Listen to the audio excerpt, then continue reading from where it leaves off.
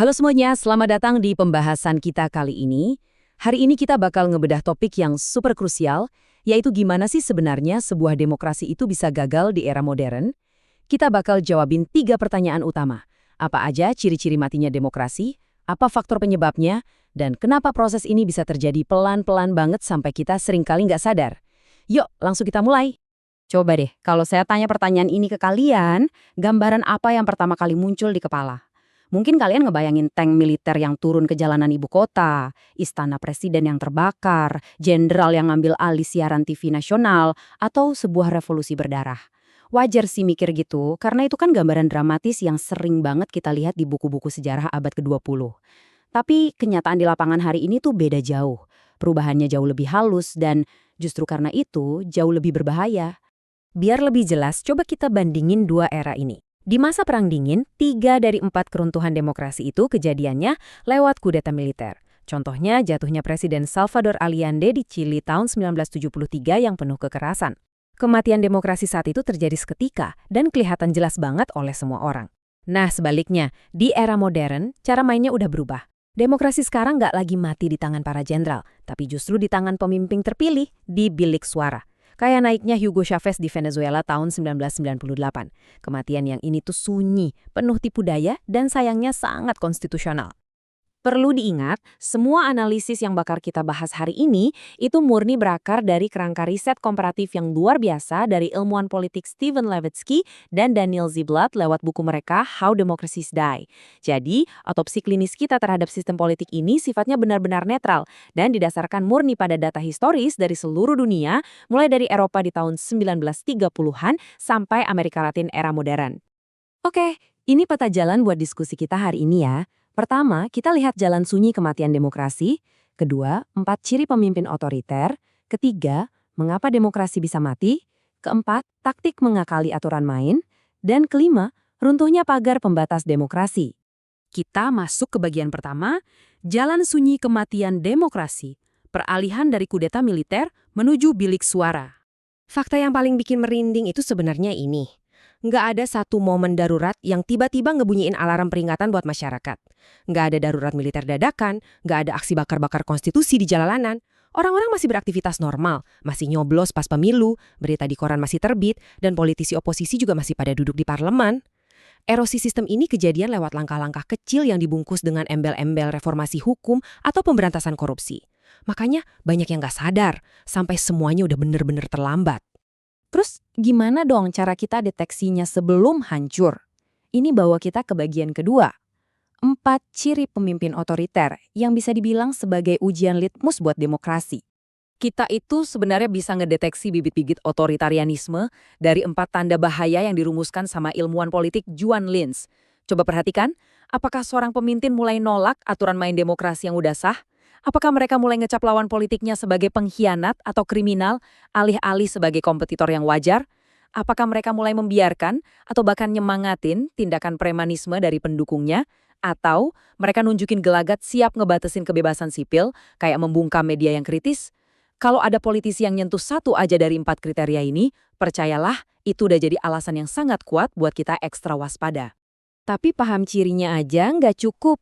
Kita lanjut ke bagian ketiga, mengapa demokrasi bisa mati. Spesifiknya soal kesalahan fatal dalam perhitungannya elit politik. Kok bisa sih tokoh radikal dapat kekuasaan dari awal? Nah, ini bisa diilustrasikan dengan apik lewat fabel klasik Aesop. Ceritanya ada seekor kuda yang pengen banget ngalahin rusa.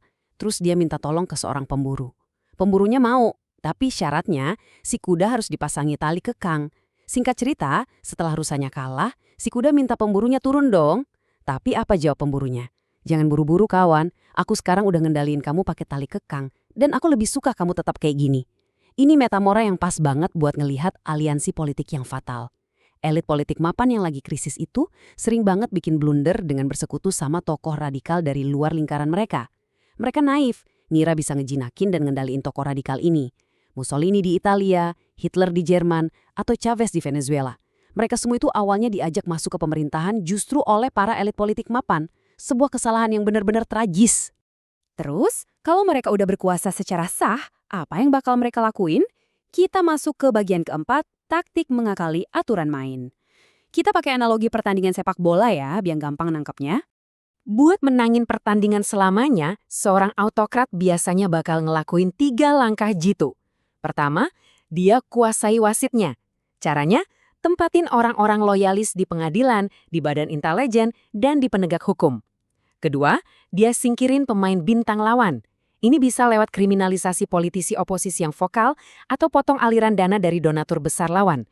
Dan yang ketiga, pas lapangannya udah miring sebelah, mereka mulai deh ubah aturan mainnya. Misalnya dengan ngotak-ngatik undang-undang pemilu. Kelihatannya sih membosankan ya, cuma tumpukan dokumen birokrasi hukum. Tapi jangan salah, senjata kertas ini terbukti mematikan banget buat ngeruntuhin demokrasi. Kalau kita lihat dari data historisnya, pelemahan sistem ini tuh jarang banget kejadian dalam semalam. Coba perhatiin rapor tahun pertama kekuasaan mereka ini. Di negara kayak Venezuela atau Ekuador, pemimpinnya emang gerak super agresif, langsung mencentang semua taktik tadi sejak awal. Tapi di tempat lain kayak Peru di zamannya Fujimori atau Rusia di awal-awal eranya Putin, mereka nggak langsung ngelakuin semuanya di tahun pertama. Otokrat itu pintar, mereka seringnya ambil langkah kecil-kecil, pelan-pelan. Perubahannya dikondisikan sedemikian rupa, biar cuma kerasa kayak, gangguan administrasi biasa aja, bukan sebuah revolusi yang lagi ngencurin sistem negara.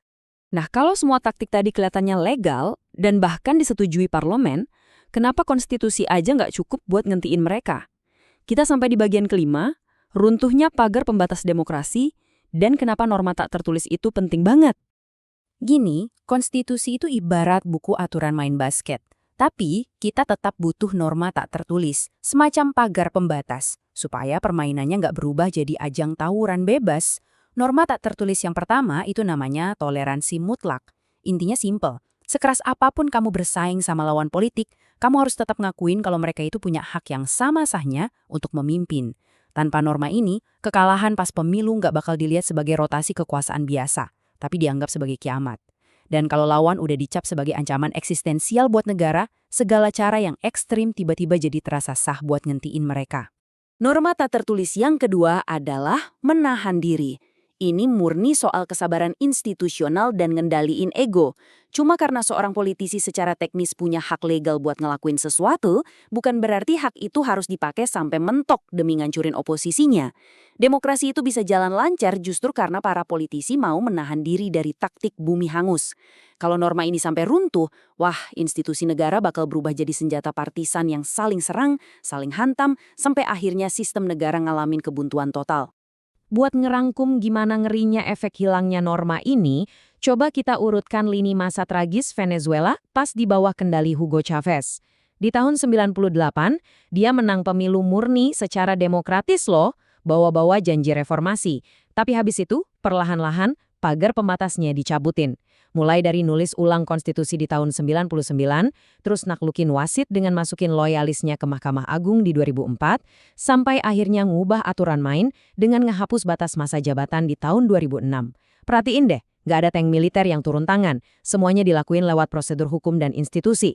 Tapi ujungnya, di tahun 2017, negara itu udah diakui luas sebagai autokrasi absolut. Jadi, poin penting apa yang bisa kita ambil dari pembedahan kita hari ini? Sehebat apapun konstitusi atau institusi hukum didesain, mereka nggak bakal bisa nahan laju autokrat sendirian. Kertas konstitusi itu nggak bisa ngebela dirinya sendiri, teman-teman.